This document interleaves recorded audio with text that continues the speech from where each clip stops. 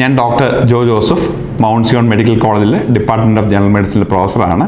ഇപ്പോൾ മഴക്കാലമാണ്, പനി ഒരുപാടുള്ള സമയമാണ്. അപ്പോൾ ഞാൻ കുറച്ച് വാചകങ്ങൾ പറയാനായിട്ടാണ് വന്നിരിക്കുന്നത്. അപ്പോൾ പനി എന്ന് നമ്മൾ പറയുമ്പം അത് മനസ്സിലാക്കേണ്ടത് പനി നമ്മുടെ ശരീരം തന്നെ സൃഷ്ടിക്കുന്നതാണ്. പുറത്തുനിന്ന് വരുന്നുള്ള ബാക്ടീരിയ, വൈറസ് അല്ലെ വേറെ എന്തെങ്കിലും കാരണം അല്ലെ അതിനെ ഒരു പ്രതിരോധ മാർഗമായിട്ടാണ് പനി നമ്മുടെ ശരീരം ഉണ്ടാക്കുന്നത്.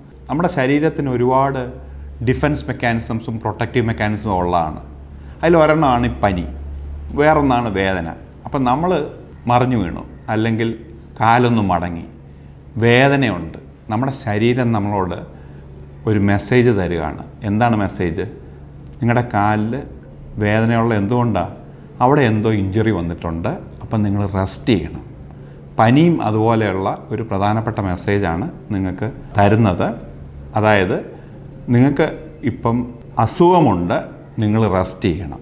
അതൊരു പ്രധാനപ്പെട്ട മെസ്സേജാണ് പനി തരുന്നത്. പനി വരുന്നത് പല കാരണങ്ങളുണ്ട്. ഏറ്റവും പ്രധാനപ്പെട്ട കാര്യം ഇൻഫെക്ഷൻ തന്നെയാണ്. 99.99% പനി വരുന്ന ഇൻഫെക്ഷൻ മൂലമാണ്. ഈ ഇൻഫെക്ഷനിൽ ഇപ്പോഴത്തെ പനി ഒരു വലിയ ശതമാനവും വൈറൽ ഫീവേഴ്സാണ്, വൈറൽ പനികൾ.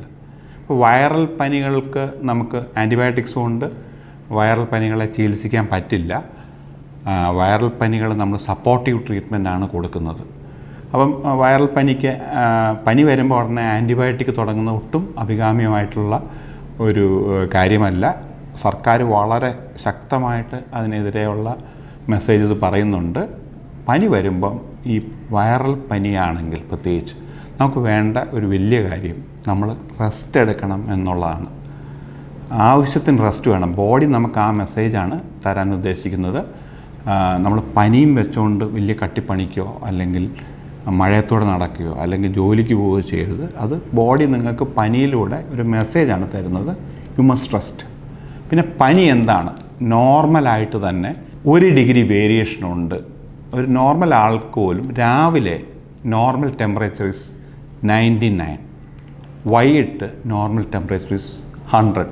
അപ്പോൾ നമ്മൾ തെർമോമീറ്റർ എടുത്ത് വെച്ച് നോക്കിയിട്ട് വൈകിട്ട് ഒരു 99.9 കണ്ടു. അപ്പോൾ നമ്മൾ കണ്ടു അല്ല 99.8 കണ്ടു.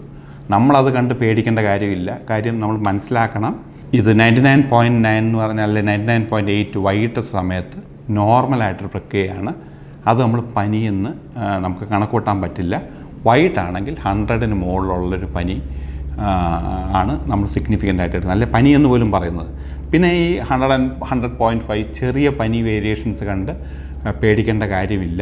നമ്മുടെ ബോഡി തന്നെയാണ് ഈ പനികൾക്കെതിരെയുള്ള ഏറ്റവും ശക്തമായിട്ടുള്ള ഡിഫൻസ് ഉണ്ടാക്കുന്നത്.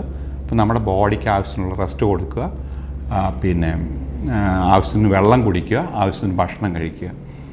പിന്നെ ചില പനികളെല്ലാം കട്ടിയുള്ള പനികളുണ്ട്. ഇപ്പം ഡെങ്കിപ്പനിയുണ്ട്, അല്ലെങ്കിൽ നമ്മൾ മഴയത്തൂടെ ഈ പാടത്തൊക്കെ നടക്കുമ്പം അല്ലെങ്കിൽ സ്യൂവേജ് ഉള്ള വെള്ളം വരുമ്പോൾ ലെപ്റ്റോ പനിയുണ്ട്, വേറെ മാരകമായിട്ടുള്ള പനിയുണ്ട്. അപ്പം നിങ്ങൾക്ക് ശാരീരികമായിട്ടുള്ള ബുദ്ധിമുട്ടുകൾ കണ്ടമാനം തോന്നുകയാണെങ്കിൽ ആൻറ്റിബയോട്ടിക്സോ അങ്ങനെയുള്ള കാര്യങ്ങൾ നിങ്ങൾ തന്നെ എടുക്കാതെ നിങ്ങളൊരു ഡോക്ടറെ കാണിച്ചിട്ട് അതിന് വേണ്ട വിധത്തിലുള്ള ചികിത്സ ആ ഡോക്ടർ നിർദ്ദേശിക്കുന്നതനുസരിച്ച് ചെയ്യുക. വെറുതെ എടുത്ത് ആൻറ്റിബയോട്ടിക് നിങ്ങൾ കഴിക്കാൻ തുടങ്ങിക്കഴിഞ്ഞാൽ ആൻറ്റിബയോട്ടിക് റെസിസ്റ്റൻസ് വരും. ആൻറ്റിബയോട്ടിക് റെസിസ്റ്റൻസ് വന്നാൽ നിങ്ങൾക്ക് ആവശ്യമുള്ളപ്പം, അതായത് ഒരു ആൻറ്റിബയോട്ടിക്കിൻ്റെ ആവശ്യമുള്ളപ്പോൾ അത് കഴിക്കുമ്പം ആ ആൻറ്റിബയോട്ടിക് നിങ്ങൾക്ക് ഗുണം ചെയ്യില്ല. കാര്യം എന്താണ്? നിങ്ങൾ അതിനകത്ത് റെസിസ്റ്റൻസ് ആണ്. അപ്പോൾ പനി വരുമ്പോൾ എടുക്കാനുള്ള മെസ്സേജ് എന്ന് പറഞ്ഞാൽ നമ്മൾ you should rest, should take plenty of fluids, വെള്ളം കുടിക്കണം, തന്നെ ആൻറ്റിബയോട്ടിക് എടുത്ത് കഴിക്കരുത്, ആശുപത്രിയിൽ പോയി ഡോക്ടറെ കാണും.